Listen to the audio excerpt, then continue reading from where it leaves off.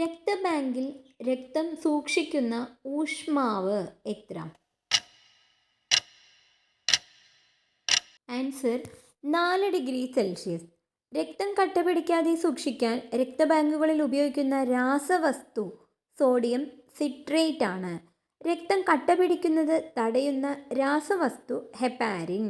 രക്തം കട്ടപിടിക്കാൻ എടുക്കുന്ന സമയം 3 to 8 മിനിറ്റ്.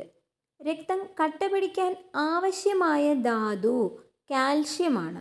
രക്തം കട്ടപിടിക്കാൻ സഹായിക്കുന്ന ജീവകം കെ. രക്തം കട്ടപിടിക്കാൻ സഹായിക്കുന്ന മാംസ്യം ഫൈബ്രിനോജൻ.